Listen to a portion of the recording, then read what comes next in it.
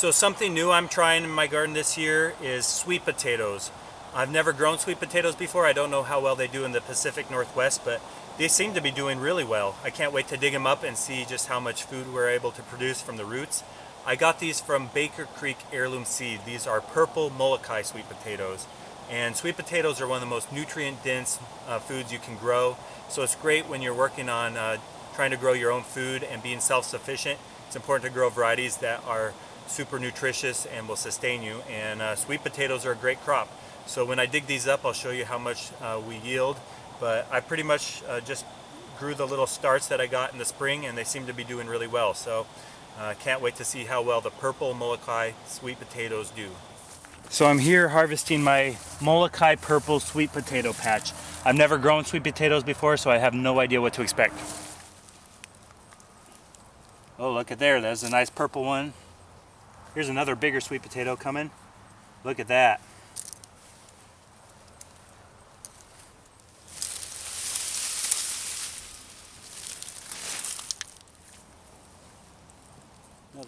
So here's my harvest of purple Molokai sweet potatoes. You can see the purple color in there. And some of them are pretty big.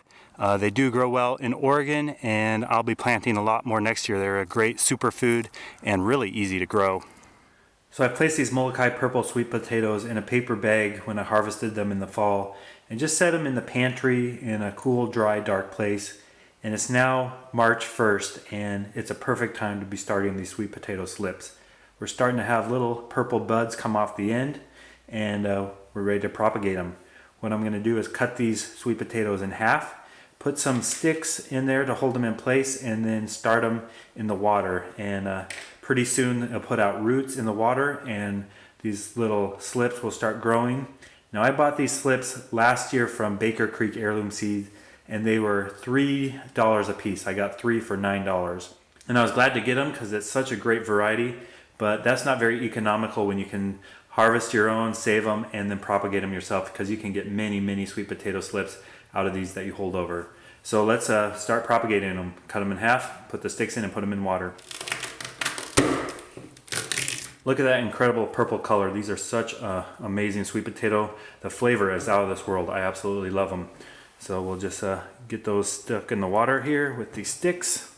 And a lot of times people raise avocado pits the same way. Very easy to do, and let them grow.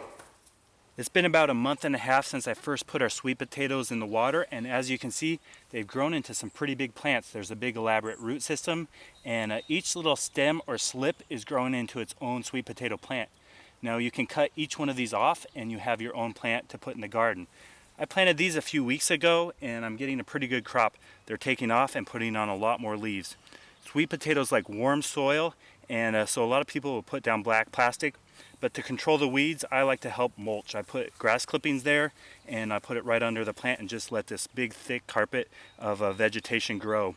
In the fall we'll have quite a big harvest. Last year I planted 3 sweet potato plants. This year I have over 20, so I'll show you just how many I harvest in a later video.